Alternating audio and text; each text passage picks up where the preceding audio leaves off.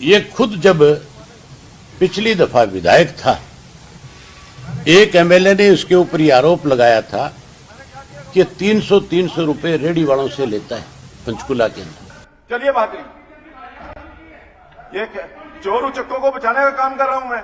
क्या बात करते हो आप? बाहर चलिए, आप कुछ, मैं कुछ नहीं करना, बाहर चलिए। अभय सिंह यादव प्लीज, अभय सिंह चौटाला, अभय सिंह चौटाला, आप सदन से बाहर जाइए। अब जब मैंने स्पीकर से ये पूछा कि भाई इसके ऊपर चर्चा क्यों नहीं करा रहे आप तो कहने लगे कि हमने इसको डेफर कर दिया और आगे बिजनेस का पता करके फिर मैं आपको बताऊंगा कि किस डेट को कराएंगे। मैंने कहा मुझे आप डेट बता दें, जो डेट आप बताओगे मैं उस डेट के ऊपर अपनी तैयारी कर लूंगा। पहले डेट बताओ कि इस सेशन में कराओगे, आगे जो सेशन आ रहा है उसमें कराओगे। बजाय मुझे डेट बताने के स्पीकर मेरे साथ बेवजह उलझ जा चला गया और इस हद तक उलझ गया कि स्पीकर जो है अपनी जो लैंग्वेज थी, अपनी जो स्पीकर की भाषा होनी चाहिए एक मेंबर के प्रति, एक मेंबर तो हो सकता है आवेश में आकर के कुछ भी कह दे। सरकार के खिलाफ अगर किसी के पास कोई दस्तावेज है तो वो उस दस्तावेज को पेश करता हुए किसी के साथ उलझ भी सकता है, लेकिन स्पीकर का काम नहीं है कि वो कोई इस तरह की भाषा बोले जिससे हाउस की मर्यादा खत्म हो जाए।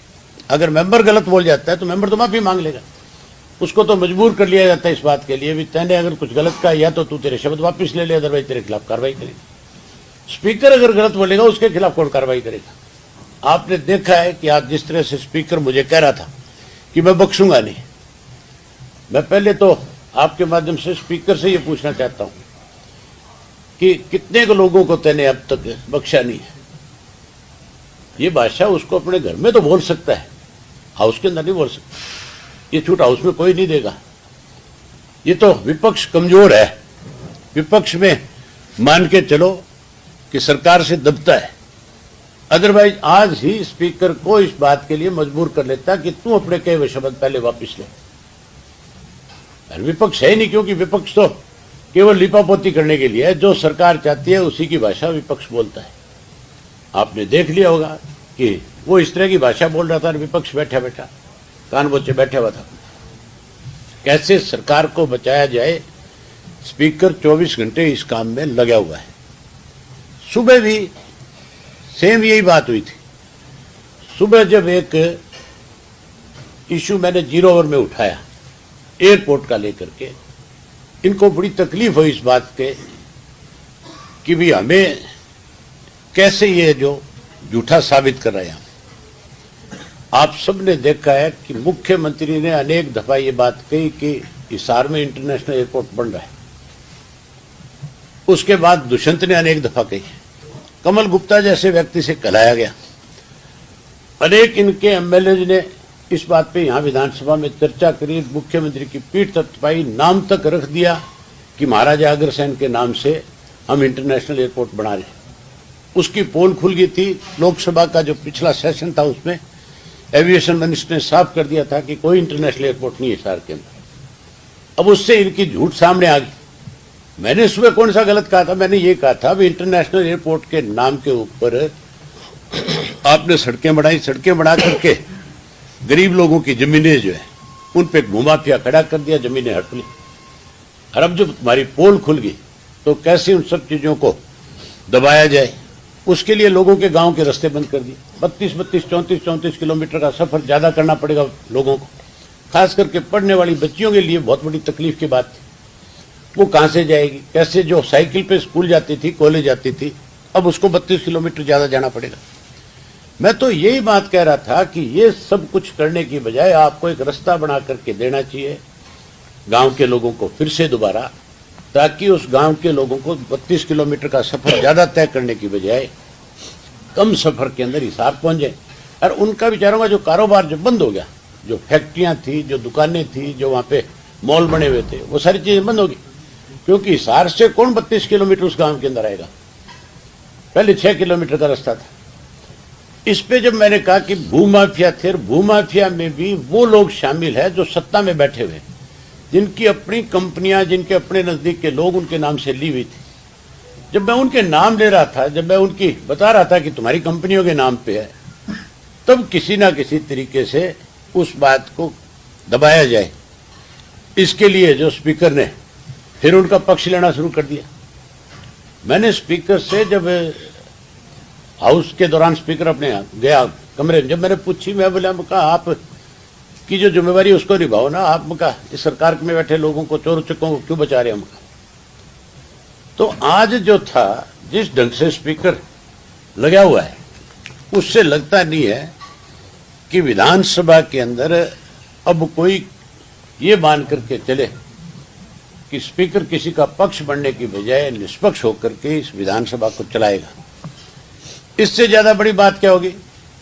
मुझे पहले धमकाने की कोशिश करी, डराने की कोशिश करी, और फिर जब मैं बाहर आ गया, जब स्पीकर को लगा कि भी तो तेरे से बिना वजह जो तू इसके ऊपर प्रेशर बनाना चाहता है, तेरी इस बात से नहीं दबेगा, तो फिर और तो कोई जोर चला नहीं। बोले अगले दिन के लिए और निकाल दिया।